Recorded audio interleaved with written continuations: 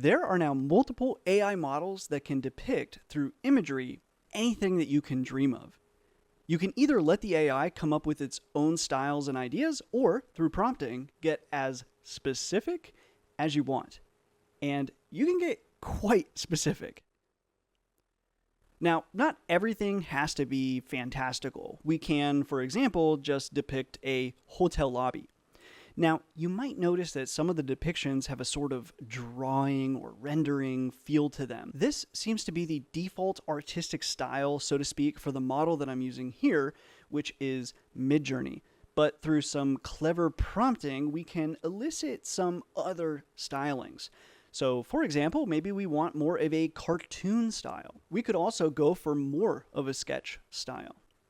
Now, getting more realistic seems to take a bit more effort from this model, but still somewhat doable with keywords that influence the model to try to generate imagery to match more high-quality renderings. So, for example, here we have an initial prompt and then some keywords to indicate a higher quality image. I wish I could say I've got this down to a science, but I actually wound up just writing a program to append some keywords to the end of the prompt for me and just trial and erroring until I got imagery that I was happy with. Beyond adding more detail as a sort of styling and keywords, you can also influence things like colors. So, for example, maybe you want a black and white themed hotel lobby, or maybe you want blue and gold, or you want a hotel lobby, but the floor is lava. All of the images shown so far have been created with MidJourney, which is a Discord-based text-to-image generation application. MidJourney produces the highest quality images that I've seen so far from text-to-image AIs, but it struggles in one area in particular, and that's with realistic-looking images. If you're looking to make imagery that's artistic or conceptual or rendering-like, there is no question that MidJourney is probably exactly what you're looking for. But what if you're after realistic-looking images? What I mean by that is images that don't look like they're renders and instead look like actual images of real life, even if maybe they look like they're photoshopped or something like that, but realistic, real-life looking photos. For this, there's actually an entirely open-sourced and free model that you can just go and download called Stable Diffusion. Now, there are also options to pay to run the model in the cloud. The one that I would recommend that you start with is dreamstudio.ai if that's what you're looking for. So if you don't want to futz with making the model run locally or figuring out how to run it in the cloud for you, I would check out dreamstudio.ai. That's the official kind of cloud application for Stable Diffusion. But if you do have a local GPU with about 10 gigabytes or more of VRAM, or you just want to run it on CPU and RAM locally or in the cloud, just a little bit slower, then you can actually just download the entire model and run it open source from Hugging Face for free. I will be putting links to all of these things in the description, so definitely check out the description if you're looking for like anything that I'm bringing up here. I'll have links in there. So let's compare these two. Imagine you want an image of Darth Vader go-karting. With MidJourney, the imagery that you'd get might be something like this, or this. Now, don't get me wrong, I love this imagery from MidJourney. These are awesome. But sometimes we want something that looks real and not conceptual. From Stable Diffusion, we get, well, Darth Vader actually in a go-kart in realistic-ish looking imagery. And those images are still very unlikely. So what if we want to return back to the hotel lobby example, but with blue and gold theme? Again, the results that we see here are far more like realistic and plausible looking actual photos as opposed to design or concept or render-like imagery. So what do we do with all of this? Both Stable Diffusion and MidJourney are in what I'd call active development. They're both constantly getting better, plus they're just simply not alone here. There are quite a few other text-to-image models in development right now and likely going into the future. This is truly just the beginning. And also, while the resolution of something like Stable Diffusion is 512 by 512, you can combine this with upscalers, which is exactly what's being done with the MidJourney images that I've shared here.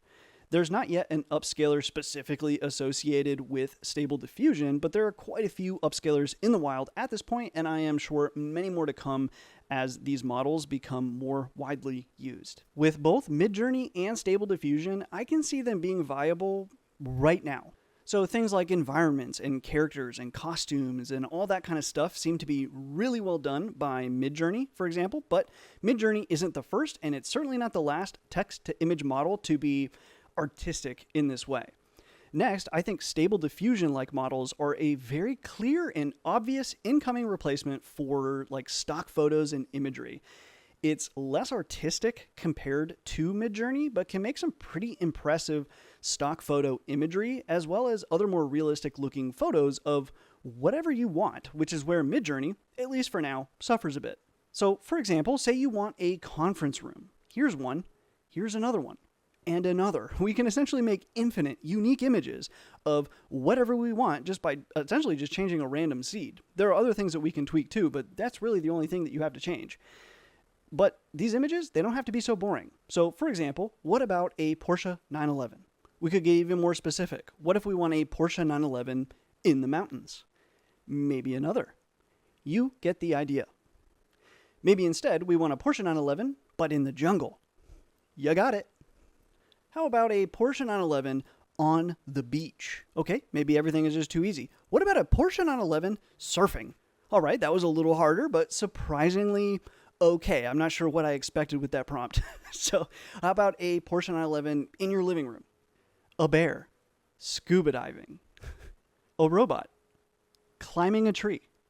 So I think you get the idea, but we're not done yet. One of the other interesting things that I just sort of stumbled upon just playing around that I've honestly not seen anywhere else show with these models is how well that they can like mesh things together. So one example of this is using a prompt at like A as B. So for example, we can do people to illustrate this. And the first one that I discovered was an attempt to combine Elon Musk and Bill Gates with a prompt that was just simply Elon Musk as Bill Gates for an iconic Elon Gates, which I promptly shared with the world and likely disturbed many. But it doesn't stop there. Another example is Elon Musk as Mark Zuckerberg. And these are just like so interesting to me with how the features of the two are just blended together pretty darn well. Like I can see both of them in this human that has been generated, but imagine trying to do that in like Photoshop and really capture the essence of these two individuals all in one. It would be a hard task, I think, whereas this just figures it out, and that's really cool to me. Now, to make these, I usually just generate a handful, about 25 at a time with random seeds, and then I just find ones that look good. But it honestly doesn't take that long to do. So how about another example? How about Brad Pitt and John Oliver? Again, here are actual photos. This is Brad Pitt, John Oliver, combined. Again, I can't help but just be impressed with how well this model can mix the two. And you can just see them both in there. You see it. They're there, but also combined. I think that is so cool.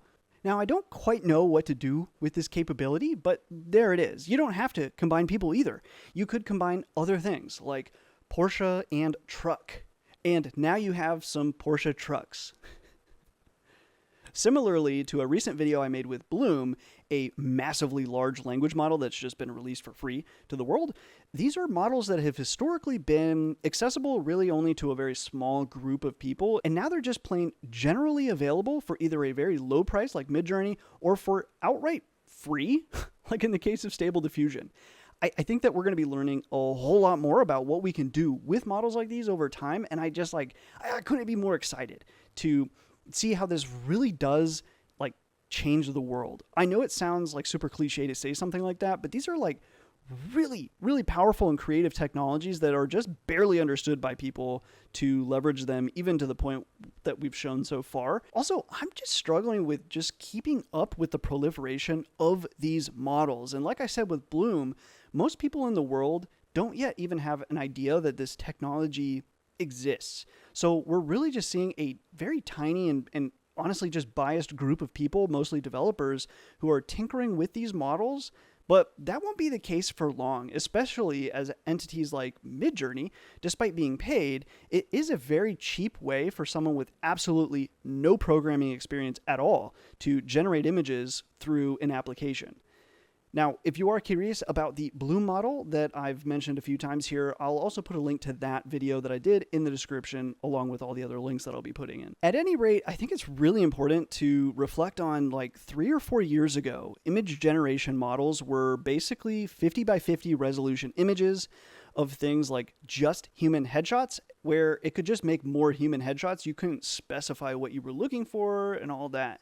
Now we're at 512 by 512 imagery of basically anything that you want or can think of. It doesn't even have to have existed before. So I'm finding it really hard to even imagine, like, where will we be in just a year from now? What about 5 years, 10 years? Well, if this progress like continues at this pace, it's going to be insane. Yet again, I find myself saying, what a time to be alive and playing with this sort of technology and neural networks, deep learning, all of that. If you're interested in learning more about neural networks, you can check out the Neural Networks from Scratch book by myself and Daniel Kukiawa by visiting nnfs.io. And like I said, links to all the things that I've mentioned here are in the description. I highly encourage you to go check out these 2 models. If you can pay for MidJourney, do it. I think it's a good price. If you can't afford MidJourney, that's fine. I think there is a free trial. You can still just use your free trial and then be done. Play with these models. It's just really cool to kind of play around and tinker around. And the more people that we get kind of playing around and learning about these models, the more we can together learn what can we actually do with these models. But like I said, I think both MidJourney and Stable Diffusion are honestly ready for, they're like commercially viable right now. Like if you're a game developer and you're trying to, design some character or some boss or some environment, like this would be it's a really cool way to get concepts and ideas. And if you're looking for stock photos and imagery, Stable Diffusion can do some really impressive stuff, especially if you're looking for more typical stock photos. But if you want something unbelievably specific, Stable Diffusion can do that for you too right now. And again, it's free. It's crazy. It's crazy to me. So with all these things, you do want to be careful. I know MidJourney it does have a license, and I want to say you can use it commercially up to a business of like earning $1 million. Anyway, you'll have to read like the actual like licensing agreement to find out if you can use it commercially or what you have to pay to use it commercially. But like I said, I think no matter what, MidJourney won't be the last paid one. And at least for now, I think it's cheap enough to where, like I said, I think it's good because you don't need to be a programmer at all to use it. And for Stable Diffusion, you can also just use dreamstudio.ai and pay a little bit. That way, again, you don't need any programming knowledge or expertise at all. But if you do have programming knowledge and expertise, you can run it locally and do all kinds of cool things and just kind of just play around. So for example, like I was saying with like the meshing, I tend to generate like 25 images at a time. It's a little cost prohibitive to do that on dreamstudio.ai, but locally, who cares? So anyways, really cool stuff. I can't believe what's coming out right now, and including the stuff that's for free, but also MidJourney, despite being paid, it's a really well done app. It's so fun. I've spent so many hours just like making stupid images on MidJourney that probably no one will ever see. But it's just so fun and it's very addicting. And then with Stable Diffusion, like I said, I think we're still going to have stock photo websites and stuff, but I think it will be AI based like Stable Diffusion is. So it's really exciting to see where we're headed and to like start thinking about where will we be. So anyways, that's all for now. Till next time.